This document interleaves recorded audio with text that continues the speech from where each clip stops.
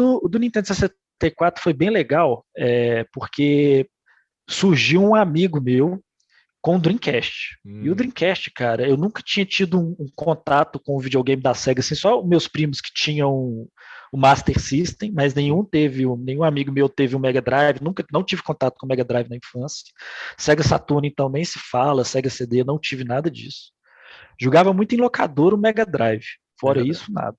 Tá. Mas surgiu um amigo meu com o Dreamcast. O irmão dele foi nos Estados Unidos e trouxe para ele. E aí eu joguei o Sonic CD, o Sonic Adventures e o Crazy Taxi. Cara, aquilo ali, depois que eu joguei, eu infernizei minha mãe para conseguir um Dreamcast. Infernizei minha mãe, mas infernizei num tanto, num tanto. Que aí ela comprou também, isso foi nos anos 2000 já.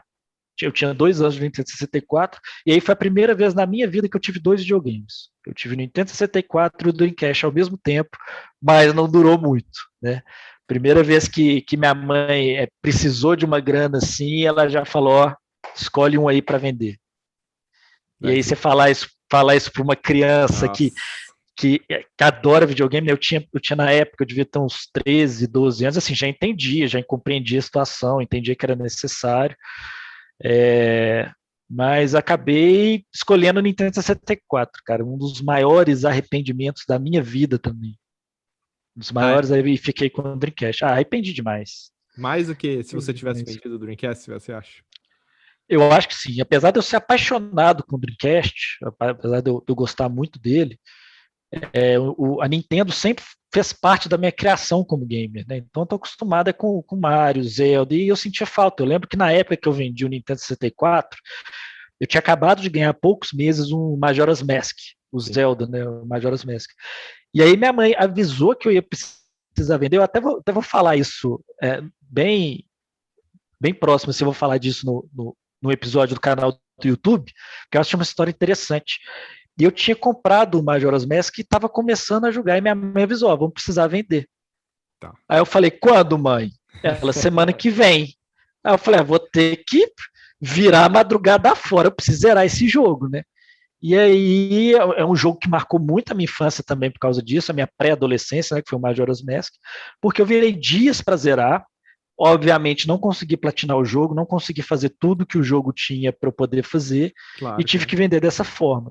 E, cara, vendi tudo bonitinho, na caixa, com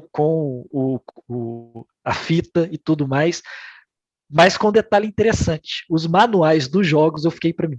Eu guardei os manuais dos jogos. Boa. Então eu tenho eles hoje, até hoje aqui guardados, eu falei assim, não, eu vou guardar para eu relembrar dos jogos. Na época a internet estava engatinhando, né? Estava começando, não era tão fácil ter acesso. Hoje em dia qualquer YouTube você digita lá o jogo que você lembra, o emulador, né? Na época não tinha nada disso. Então eu falei assim, eu vou guardar os manuais e tenho eles até hoje, cara. Tenho eles até hoje. Isso foi triste para minha mãe também. Minha mãe ficou sentida com isso, né? Porque você tirar um brinquedo de uma criança para poder vender, porque precisava, mas a gente foi sempre muito bem resolvido quanto a esse assunto. E aí, tanto é que depois que eu comecei a realmente colecionar e a investir nisso, a minha mãe né, coisa de mãe, né? Mas ela tinha essa obrigação dentro dela moral de me devolver isso, entendeu? E eu falava, mãe, deixa de ser besta, eu tô comprando. E aí eu costumo brincar que a maior patrocinadora do ramo dos jogos é minha mãe.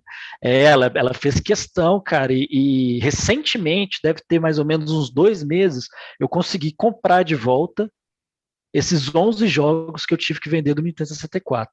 Consegui pegar o último e liguei para minha mãe ficou toda satisfeita, olha que legal, que bacana.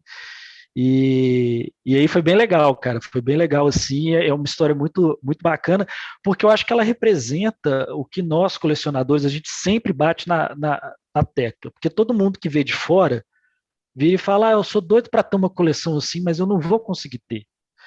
Mas é paciência, cara, nenhuma coleção começa grande, eu vivo falando isso, tem que ter paciência, tem que esperar. Olha aí, eu vendi o Nintendo 64 com os 11 jogos no ano 2000. Eu consegui de volta 21 anos depois, 20 anos depois. Então, assim, eu demorei 20 anos para pegar de volta.